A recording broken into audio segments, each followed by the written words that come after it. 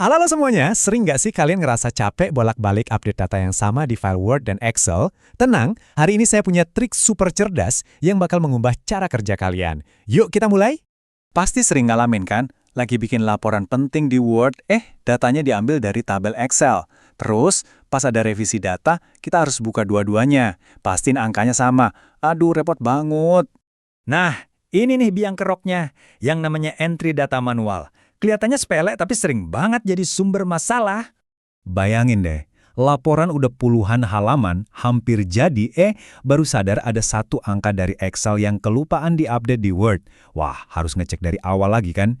Ini bukan cuma bikin capek, tapi juga rentan banget sama kesalahan input. Tapi tenang, ada solusi cerdas buat masalah ini. Yuk kita kenalan sama yang namanya Object Linking and Embedding, atau biasa disingkat OLE. Gampangnya gini, OLE itu teknologi yang bikin kita bisa nempelin sebuah objek, misalnya tabel dari Excel, ke dalam file lain kayak dokumen Word, dan bikin keduanya itu tetap ngobrol, alias terhubung.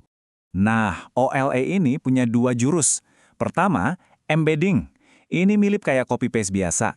Datanya nempel, tapi ya udah putus hubungan sama file aslinya.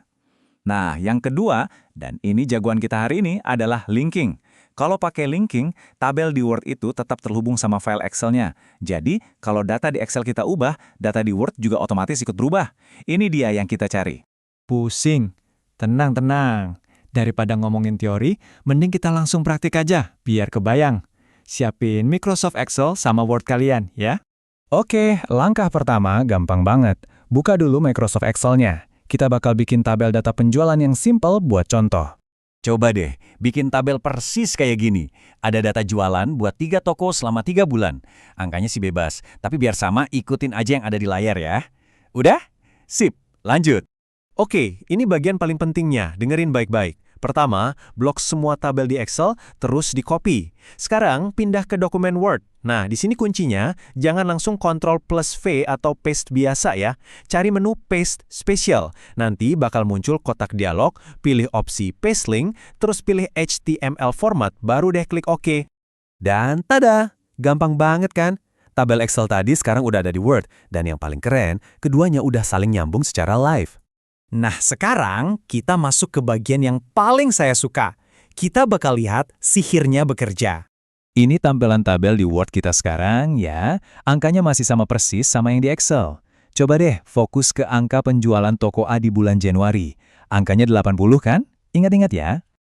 Oke, sekarang kita balik lagi ke file Excel. Dokumen Word-nya diemin aja, jangan diapa-apain.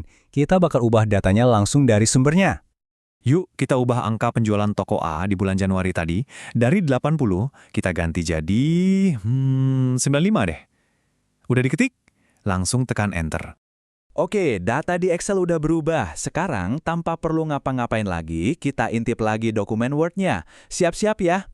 Dan coba lihat itu, angka penjualan toko A di Word langsung berubah jadi 95, sama persis kayak yang kita ubah di Excel, tanpa copy paste lagi, tanpa edit manual. Nah, ini dia kekuatan sebenarnya dari fitur linking. Keren banget kan?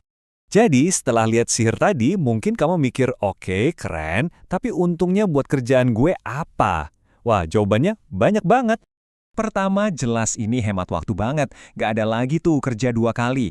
Kedua, data jadi jauh lebih akurat karena sumbernya cuma satu. Jadi resiko salah ketik bisa hilang. Dan yang terakhir, kerjaan jadi super efisien. Laporan dan semua dokumen kamu dijamin selalu up to date dengan data terbaru.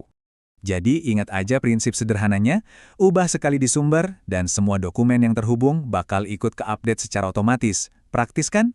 Nah, setelah tahu trik ini, jadi kepikiran kan? Kira-kira ada harta karun tersembunyi apa lagi ya di Microsoft Office yang bisa bikin kerjaan kita jauh lebih gampang? Kalau kalian punya ide atau trik lain, coba deh share di kolom komentar. Oke, segitu dulu untuk pembahasan kali ini. Makasih banyak sudah menyimak, sampai ketemu lagi.